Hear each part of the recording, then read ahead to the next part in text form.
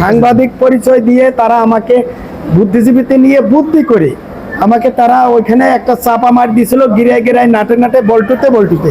আসসালামু আলাইকুম। মানুষ কত নির্মম এবং সেই নির্মমতার প্রতিলিপি আজকে আপনাদের সামনে একজন ব্যক্তি রয়েছেন, যিনি গত 2024 সালে জুলাই আন্দোলন থেকে শুরু করে আজ অবধি পর্যন্ত প্রতিবাদী কণ্ঠে যে কোনো জায়গায় যেখানে অন্যায় দেখেছে সেখানে অন্যায়ের প্রতিবাদ করেছে।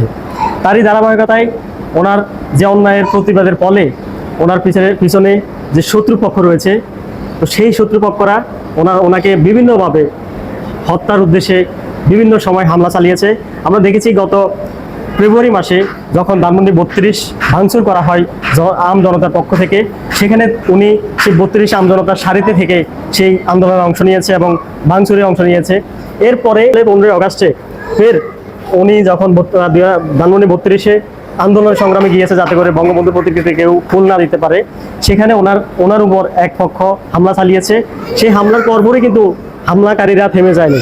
গত 3-4 দিন আগে ওনার উপর ফের হামলা চালিয়েছে।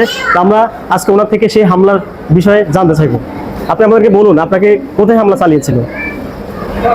ওই আপনি বলছেন 15 আগস্টের আগে আর একটা ঘটনা আছে, এটাও ভাইরাল হয়েছিল। সেটা হচ্ছে 19 এপ্রিল, সম্ভবত এপ্রিল মাসে পয়লা বৈশাখ নিয়ে একটা বক্তব্য দিয়েছিলাম।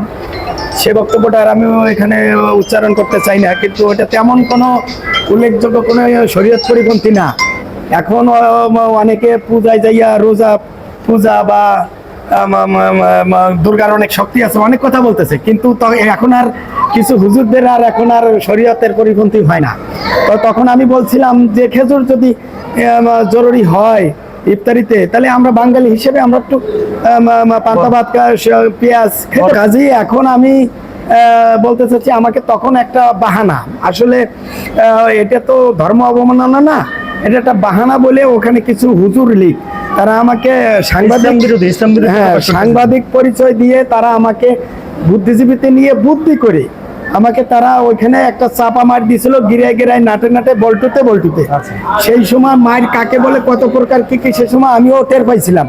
এটা আমি সকল রাজনৈতিক দলের কাছে এবং এই যে একটা অথর্ব সরকার প্লাস অন্তর্বর্তী প্লাস অথর্ব সরকারের কাছে বিচার চেয়েছিলাম, কিন্তু এই অন্তর্বর্তী প্লাস অথর্ব সরকার তখন বিচার করে নাই। তখন থেকে বুঝছি যে এটা আসলে কাজে কর্মে অথর্ব, যদিও এটা জুলাইয়ের আমাদের রক্তের উপরে এটা প্রতিষ্ঠিত হয়েছে। তো এরই ধারাবাহিকতা বিভিন্ন সুযোগ সময় যখন কেউ আমাকে হুমকি দিতে কাছে পায় না, মোবাইলে আমাকে আমার প্রত্যেকটা কমেন্টে দেখবেন যে আমাকে আওয়ামী লীগের দোষরেরা হুমকি দেয়, ফ্যাসিবাদের দোষরেরা হুমকি দেয়। তো তাদেরই কিছু কিছু আমি চিনি, যারা যারা এই কাম ঘটাইছে আমার বিবেকেও কলবেও বলে। আমি চাচ্ছি যে পুলিশ যেন তদন্ত করে বাইর করে, আমার ধারণার সাথে পুলিশের ধারণা যদি মিলে যায় তাহলে বুঝবো যে পুলিশ ঠিক দায়িত্ব পালন করছে। আর যদি পুলিশ একটা গুজা মিল দিয়া একটা রিপোর্ট খাড়া করে দেয় তাহলে তো বুঝবো যে না, আগের পুলিশ আগের আওয়ামী লীগের ফ্যাসিবাদের পুলিশের হয়ে গেছে, পুলিশ কোনো সংস্কার হয় নাই, পুলিশ নো পরিবর্তন। আর যদি দেখি যে না পুলিশ পরিবর্তন হয়েছে, দেশের জন্য জনগণের জন্য কাজ করে, তাহলে পুলিশকে ধন্যবাদ দিব।